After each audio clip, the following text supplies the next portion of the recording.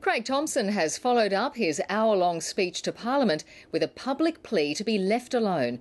The former Labor MP thinks he's being pushed to the brink, and he's furious that a TV program is paying a prostitute to try to discredit his story. His tactics have put Mr Thomson back in the opposition sights and left his former Labor colleagues seething. Here's Chief Political Correspondent Mark Simpkin. It's something of a walking contradiction. Craig Thomson fronting a media pack to complain about too much attention. What I'm here to say is, guys, enough is enough, really. His message was blunt: leave me alone, or there could be consequences. Let's not descend even further into the gutter. What do people actually want? Is this about trying to push someone to the brink? This tabloid TV show says it's spoken to a former Sydney prostitute. She allegedly identified Craig Thomson as a client.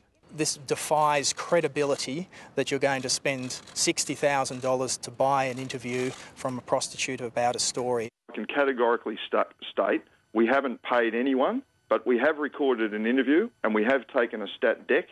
No checkbook at this stage. Well, I don't think she'd do it for a cappuccino, Ray. This is journalism at its worst. But once again, a Craig Thomson statement left more questions than answers. That's all I'm saying today. Thank you for that. As the pursuit continues, politicians on both sides are worried about Craig Thomson's health, particularly given his reference to being pushed to the brink. At a human level, I have a great deal of sympathy for the member for Dobell.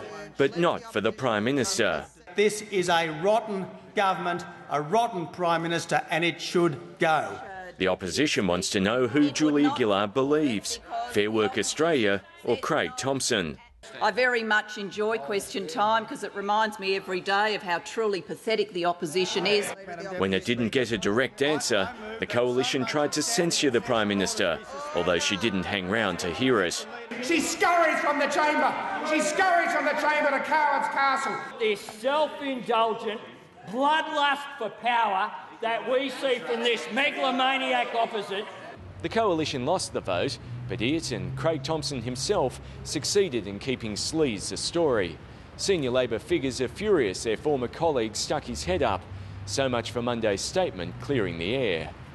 Mark Simpkin, ABC News, Canberra.